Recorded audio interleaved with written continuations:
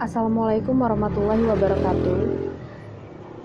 Di sini kami dari kelompok 5 yang terdiri dari anggota yaitu Aan Hargiawan, Mustika Meridiana, dan Ricky Fernando dan Tika Agustina. Di sini kami akan mempresentasikan materi tentang cooling tower. Di sini saya Mustika Meridiana. Di sini saya akan menjelaskan mengenai cooling tower itu sendiri.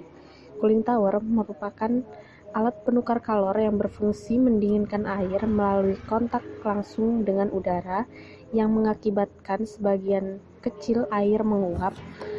Performa cooling tower biasanya dinyatakan dalam range dan approach. Kemudian apa sih range dan approach itu? Range adalah perbedaan suhu antara tingkat suhu air masuk ke cooling tower dengan tingkat suhu air yang keluar dari cooling tower, atau selisih antara suhu air panas dan suhu air dingin. Sedangkan approach adalah perbedaan temperatur dari air yang keluar dari cooling tower dengan temperatur bola basah udara yang masuk, atau selisih antara suhu air dingin dan atmosfer bola basah dari udara atmosfer. Kemudian fungsi dari cooling tower sendiri yaitu sangat dibutuhkan oleh industri, sebab cooling tower merupakan bagian dari utilitas yang banyak digunakan, di mana cooling tower memproses air panas menjadi dingin yang digunakan kembali dan bisa dirotasikan. Cooling tower juga merupakan salah satu alat yang berfungsi mengolah air untuk mengatasi masalah polusi lingkungan. Kemudian prinsip kerja dari cooling tower sendiri berdasarkan pelepasan kalor dan perpindahan kalor. Perpindahan kalor pada cooling tower berlangsung dari air ke udara. Cooling tower menggunakan penguapan di mana sebagian air diuapkan ke aliran udara yang bergerak dan kemudian dibuang ke atmosfer, sehingga air yang tersisa didinginkan secara signifikan. Oke, baik, saya akan melanjutkan mengenai macam-macam cooling tower. Yang pertama itu yaitu berdasarkan arah aliran udara masuk. Berdasarkan aliran udara masuk ada dua, yaitu aliran cross flow dan aliran counter flow. Aliran cross flow ini aliran udara bergerak memotong secara tegak lurus terhadap aliran air pada bahan pengisi. Kemudian udara melintasi menara melalui bagian keluaran udara akibat gaya tarik dari fan yang berputar. Sedangkan aliran counterflow, pada tipe ini aliran udara pada saat melewati bahan pengisi atau fill material sejajar dengan aliran air dengan arah yang berlawanan. Selanjutnya yaitu cooling tower berdasarkan cara pemakaian alat bantu. Yang pertama ada menara pendingin forced draw. Pada menara pendingin forced draw ini prinsip kerjanya adalah udara dihembuskan ke menara oleh sebuah fan yang terletak pada saluran udara masuk sehingga terjadi kontak langsung dengan air yang jatuh. Yang kedua yaitu induced cooling tower induced draft dengan aliran berlawanan. Ini ada dua, yaitu yang pertama air masuk pada puncak dan melewati bahan pengisi, kemudian udara masuk dari salah satu sisi atau pada sisi yang berlawanan. Fan mengalir udara melintasi bahan pengisi menuju saluran keluar pada puncak menara. Cooling tower indus ini dengan aliran melintang. Yang pertama, aliran panas masuk pada puncak menara melalui bahan pengisi. Lalu udara masuk dari samping menara melewati filler sehingga terjadi kontak langsung dengan air pendingin dan keluar menuju puncak. Baik, saya Ricky Fernando. Di sini saya akan melanjutkan penjelasan mengenai cooling tower. Selanjutnya yaitu mengenai komponen atau bagian-bagian cooling tower secara umum. Yang pertama ada rangka dan wadah. Hampir semua menara memiliki rangka berstruktur yang menunjang tutup luar, baik wadah ataupun casing, motor, fan, dan komponen lainnya. Dengan rancangan yang lebih kecil atau sederhana seperti unit fiberglass, wadahnya dapat menjadi rangka. Kemudian yang kedua yaitu bahan pengisi. Hampir seluruh cooling tower menggunakan bahan pengisi yang terbuat dari plastik atau kayu untuk memfasilitasi perpindahan panas dengan memaksimalkan kontak udara dan air. Terdapat dua jenis bahan pengisi, yaitu bahan pengisi berbentuk percikan atau splash fill, di mana air jatuh di atas lapisan yang berurut dari batang pemercik horizontal. Secara terus-menerus, pecah menjadi tetes yang lebih kecil, sambil membasahi permukaan bahan pengisi. Bahan pengisi percikan dari plastik memberikan perpindahan panas yang lebih baik daripada bahan pengisi percikan dari kayu. Kemudian, terdapat jenis bahan pengisi berbentuk film.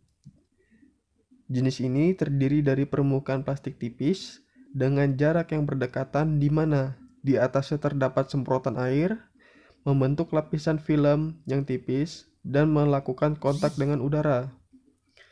Permukaannya dapat berbentuk datar, bergelombang, berlekuk, atau pola lainnya. Jenis bahan pengisi film ini lebih efisien dan memberikan perpindahan panas yang sama dalam volume yang lebih kecil daripada bahan pengisi jenis splash.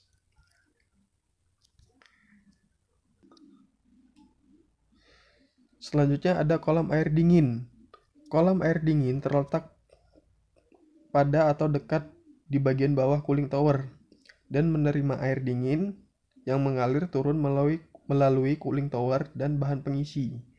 Kolam biasanya memiliki sebuah lubang atau titik terendah untuk pengeluaran air dingin. Selanjutnya yang keempat ada drift eliminators. Alat ini menangkap tetes-tetes air yang terjebak dalam aliran udara supaya tidak hilang ke atmosfer.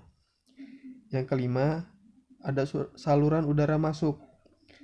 Saluran udara masuk merupakan titik masuk bagi udara menuju cooling tower. Saluran masuk bisa berada pada saluran sisi menara atau desain aliran melintang, atau berada di bagian bawah menara atau desain aliran berlawanan arah. Selanjutnya ada louvers. Pada umumnya, cooling tower dengan aliran silang memiliki saluran masuk louvers. Kegunaan dari louvers ini adalah untuk menyamakan aliran udara ke bahan pengisi dan menahan air dalam cooling tower. Beberapa desain cooling tower, aliran berlawanan arah tidak memerlukan louver. Yang ketujuh ada nozzle. Alat ini menyemprotkan air untuk membasahi bahan pengisi. Distribusi air yang seragam pada puncak bahan pengisi adalah penting untuk mendapatkan pembasahan yang benar dari seluruh permukaan bahan pengisi. Nozzle dapat dipasang dan menyemprot dengan pola bundar atau segi empat, atau dapat juga menjadi bagian dari rakitan yang berputar, seperti pada cooling tower dengan beberapa potongan lintang yang memutar. Dan yang terakhir ada fan atau kipas. Fan aksial atau jenis baling-baling dan sentrifugal keduanya digunakan dalam cooling tower ini. Umumnya, fan dengan baling-baling atau propeller digunakan pada cooling tower induced draft dan fan propeller serta sentrifugal dua-duanya ditemukan dalam menara forced draft. Tergantung pada ukuran, jenis fan propeller yang digunakan sudah dipasang tetap atau dengan dapat dirubah-rubah atau diatur. Sebuah fan dengan baling-baling yang dapat diatur tidak secara otomatis dapat digunakan di atas ring yang cukup luas, sebab fan dapat disesuaikan untuk mengirim aliran udara yang dikehendaki pada pemakaian tenaga terendah. Baling-baling yang dapat diatur secara otomatis dapat beragam aliran udaranya dalam rangka merespon perubahan kondisi beban. Baik, itu penjelasan dari saya.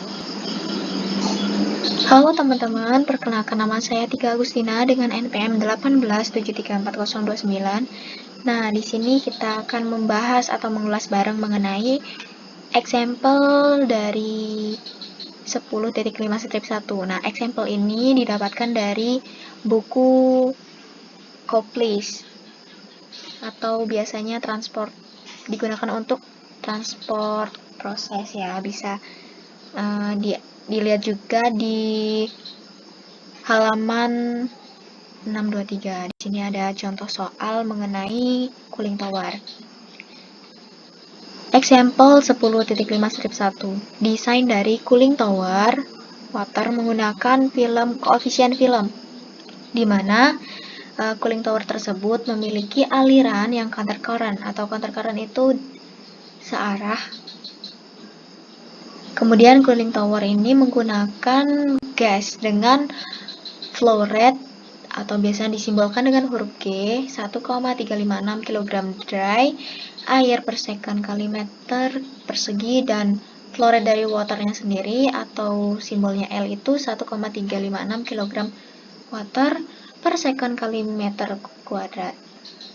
Nah, di sini menggunakan cool water atau air dingin yang masuk atau inlet air dingin yang masuk dengan simbol TL2 sebesar 43,3 derajat Celcius atau 110 derajat Fahrenheit diubah ke TL1. Biasanya ini TL1 hasil dari output dari airnya menghasilkan 29,4 derajat Celcius atau 85 Fahrenheit. Kemudian dimasukkan udara sekitar 29,4 derajat Celcius yang memiliki wet bulb temperatur 23,9 derajat Celcius. Memiliki koefisien transfer masanya Kg kali A berkisar antara 1,207 kali 10 min 7 kg mol per second kali meter kubik dikali Pascal. Dan untuk HL-nya sendiri 4,187 kali 10 pangkat 4 Joule per kilogram kali K atau senilai 10 BTU per LB mol kali derajat Fahrenheit. Nah, di sini kita untuk bagaimana cara menentukan atau menghitung tinggi dari cooling tower yang akan kita buat dari awal input air sekitar 43,3 dan keluaran outputnya sekitar 29,4 derajat Celcius. Nah, ini ditentukan tinggi dari cooling towernya itu sendiri. Dengan temperatur atau tower itu beroperasi dengan pressure atau tekanan sekitar 1,013 kali 10 pangkat 5 Pascal. Nah, di sini ada solusinya nih. Solusinya following the step outline. Ikuti step-step. Kemudian tentukan entalpi dari saturated air water vapor mixture, bisa dilihat dalam tabel 10.5/1, kemudian diplot di figur 10.5/4, dan untuk inlet udaranya atau disimbolkan dengan TG1 29,4 dan memiliki wet bulb temperatur sekitar 23,9, dan humidity-nya didapatkan humidity dari chart humidity-nya itu atau disimbolkan dengan H1 itu didapatkan nilai 0,0165 kg H2O per kilogram dry air. Kemudian disubstitusikan ke dalam persamaan 9.3/8. Nah, bisa dilihat ini noting that 24,9 ini didapatkan dari TG1 strip 0 derajat Celcius sama dengan 29,4 strip 0 Kelvin. Nah, di sini kemudian kita akan menghitung nilai dari HY terlebih dahulu. Nah, nilai HY ini kita masukkan rumus persamaan di 9.3/8. Bisa dilihat di atas.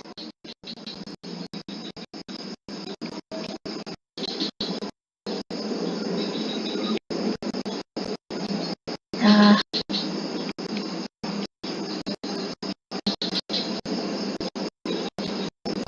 kita melihat persamaannya itu sekitar sini deh. 9.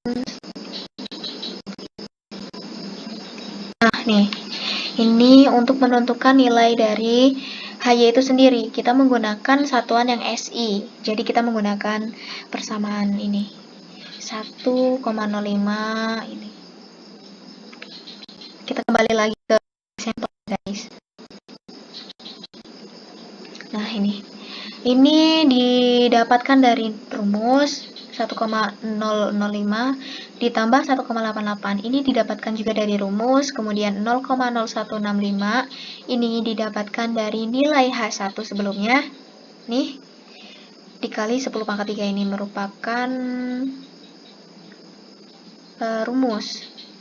Merupakan dari rumus, kemudian 29,4 ini didapatkan dari TG1 dikurang 0 plus 2,501 ini dari rumus. Jika dari rumus, kemudian 0,0165 ini didapatkan dari nilai H1 sebelumnya. Nah, setelah itu kita hitung, dapatlah nilai HY1-nya itu 71,7 kali 10 pangkat 3J per kilogram. Jadi poinnya di sini adalah nilai HY 71,7 kali 10 pangkat 3 dan dengan TL1 29,4 derajat Celcius. Kemudian disubstitusikan ke dalam persamaan 10.5 strip 2. Nah, bisa dilihat di sini. Ini merupakan persamaan dari 10.5 strip 2. Di sini ada nilai 1,356 ini merupakan nilai dari G sebelumnya yang sudah diketahui di atas. Dimasukkan G sama dalam kurung HY2 dikurang 71,7 ini didapatkan dari HY sebelumnya, kemudian dikali 10 pangkat 3 ini HY sebelumnya sama dengan 1356 ini didapatkan dari nilai G 4,187 dikali 10 pangkat 3 dalam kurung 43,3 ini didapatkan dari TL2, TL masuk atau input air ke dalam cooling water dikurang dengan 29,4 atau output dari temperatur cooling water. Kemudian sudah didapatkan nilai HY2 itu sekitar 129,9 kali 10 per 3 Joule per kilogram dry air atau biasa disebut dengan kata lain 55,8 BTU per LB mol.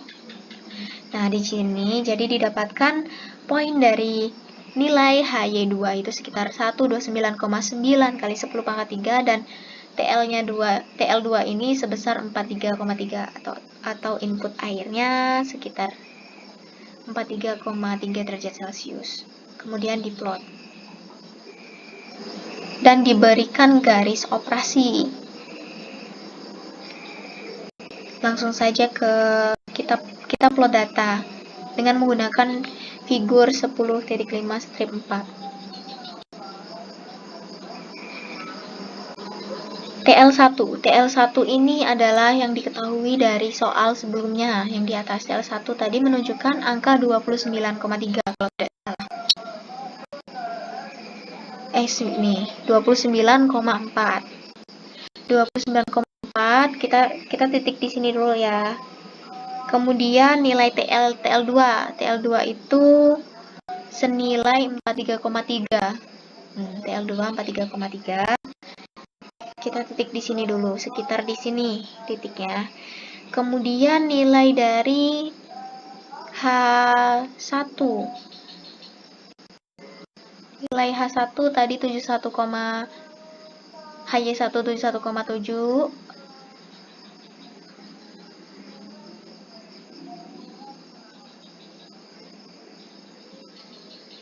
Nilai HY1 71,7 berarti titik di sini, sekitar titiknya di sini ya guys. Kemudian tarik garis lurus patah-patah ke TL. Kemudian kita cari titik HY2. HY2 tadi 129,9 kali 10 pangkat 3. Nah, titiknya di sini nih, sekitar di sini. Jadi kita tarik garis patah-patah ke TL-nya tadi. Nah, didapatkan, kemudian ditarik garis operasi atau operating line dari TL1 ke TL2. Ditarik garis. Kemudian untuk garis equilibriumnya kita bisa sesuai dengan menggunakan titik-titik patah-patah ke atas, kemudian kita tarik garis lurusnya. Didapatlah equilibrium line. Dengan slope-nya itu sekitar min 41,87 kali 10 pangkat 3.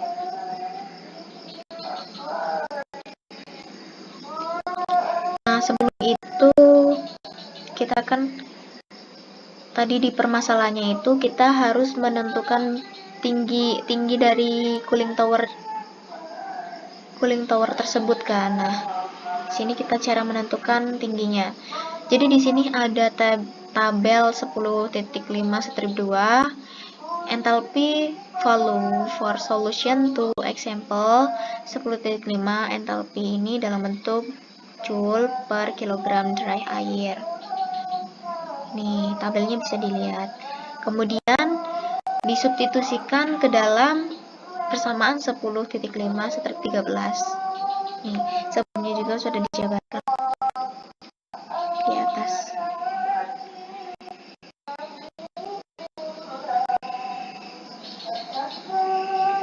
Z sama dengan G per MB KG dikali KG dikali A dikali P turunan D HY per HY1 min HY sama dengan G-nya tadi 1,356, kemudian MB-nya 29 ini sudah ketetapan, kemudian KG-nya 1,207 tadi sudah 1,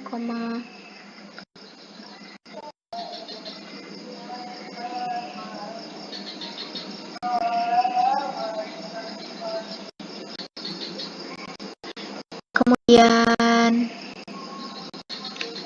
1,013 dikali 10 pangkat 5 dikali 1,82. Nah, di sini didapatkanlah hasil dari Z atau tinggi dari cooling towernya tersebut sekitar 6,98 meter atau 22,9 feet. Nah, tinggi dari cooling towernya ini bisa mendinginkan dari suhu awalnya 43,3 TL2 dan menghasilkan output atau suhu sekitar 29,4 derajat Celcius. Nah, mungkin sekian penjelasan dari kelompok saya. Apabila masih ada pertanyaan, mari kita diskusikan bareng-bareng melalui grup atau nanti bisa di-share di salah satu kelompok kami atau anggota kami. Dan mohon maaf apabila dalam penjelasan ini kurang jelas atau emang tidak bisa dimengerti begitu. Karena tujuannya di sini kita belajar bareng dan bagaimana cara memecahkan masalah itu bersama-sama. Nah, sebelum itu saya mohon maaf, kelompok kami mohon maaf apabila terdapat kesalahan dan kami akhiri. Wassalamualaikum warahmatullahi wabarakatuh.